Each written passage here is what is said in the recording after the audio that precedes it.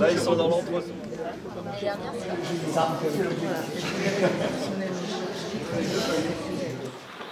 On dit que le vent s'est levé et qu'il a emporté le conte. Et le conte est tombé dans la mer. Les poissons l'ont mangé.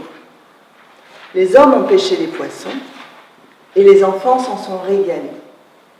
Le conte peut de nouveau être raconté. Il était une fois un rat qui vivait sous un pont, sous des cartons. Il travaillait, comme on dit, à la tâche. Il trouvait des petits boulots, jour après jour, et puis il achetait des légumes et il faisait sa soupe.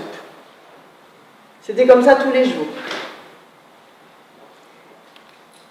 Ce matin-là, il marche et il la voit. Il la voit dans la rue. Et elle est belle. Alors il se rapproche. Il essaye de marcher presque jusqu'à sa hauteur. Il arrive à sentir son parfum. Elle a une espèce de démarche chaloupée. Elle est vraiment belle. Elle s'est aperçue qu'on la suivait. Alors, oui, elle ralentit. Elle le regarde. Il est mignon. Il est même très joli. Elle, c'est une saucisse. Et doucement, elle met sa main de saucisse dans celle du rat. Et tranquillement, ils s'en vont jusqu'au pont, jusque sous les cartons.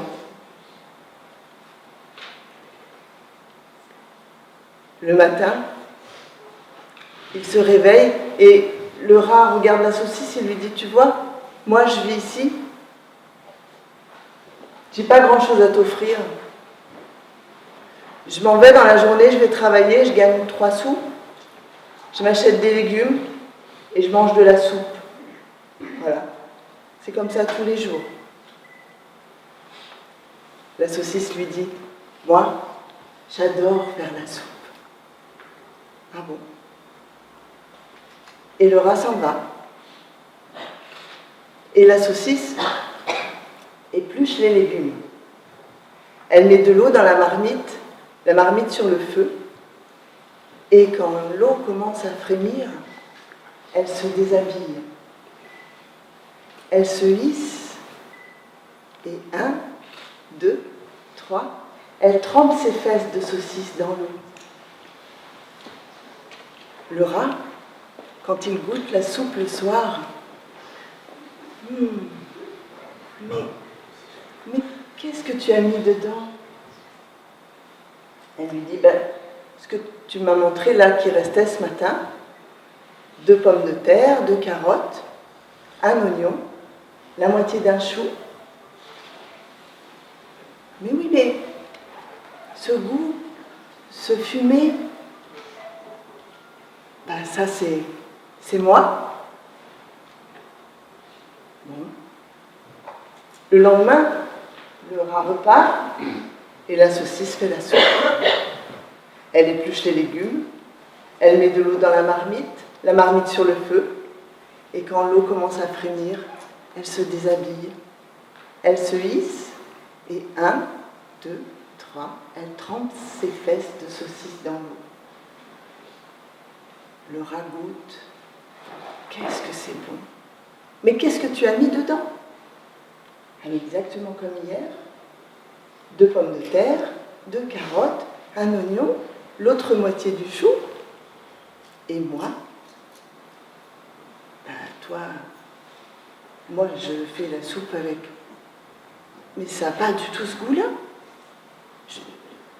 C'est pas pareil. C'est pas pareil. Tiens, si tu veux, demain je fais la soupe. Et le lendemain, le rat fait la soupe. La saucisse goûte. Elle est bonne ta soupe, mon rat. Ah oui, mais c'est pas pareil.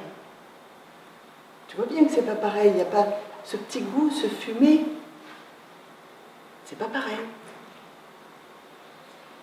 Les jours d'après, c'est de nouveau la saucisse qui fait la soupe. Et le rat goûte.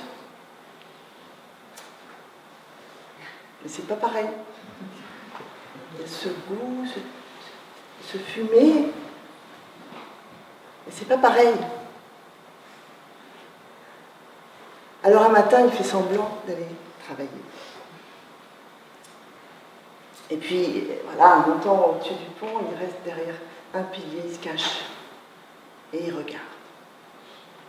Et il voit la saucisse qui épluche les légumes, qui met de l'eau dans la marmite sur le feu, et quand l'eau commence à frémir,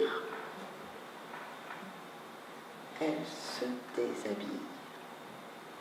Elle se hisse au-dessus de la marmite, et 1, 2, 3, elle trempe ses fesses de saucisse dans l'eau. Voilà, c'est ça. Le soir, quand il revient, il dit « Demain, c'est moi qui fais la soupe. » Alors la saucisse, le matin, s'en va en ville. Et lui, il épluche les légumes, il met de l'eau dans la marmite, il met la marmite sur le feu, et quand l'eau commence à frémir, il se déshabille et il se hisse.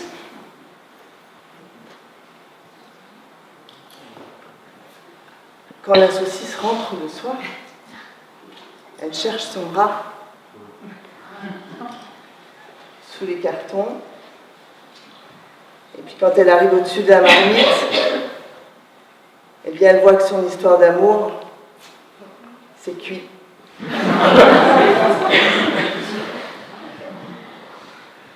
C'est une histoire que les tziganes racontent beaucoup plus vite que moi pour dire que les rats et les saucisses, c'est pas pareil.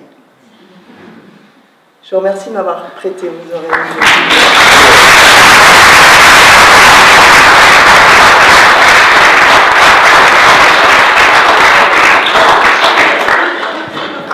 En fait, moi, je travaille pour l'association Artes, qui reçoit le Gers aujourd'hui dans la ville d'Alès.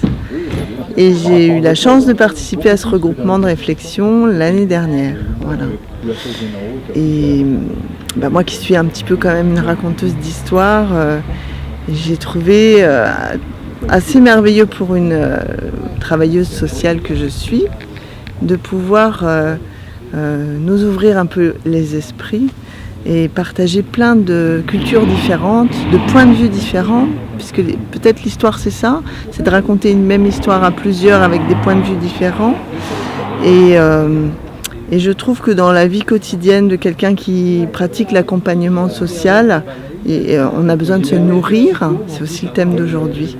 Et moi c'est ma façon de me nourrir et de partager à nouveau des bonnes...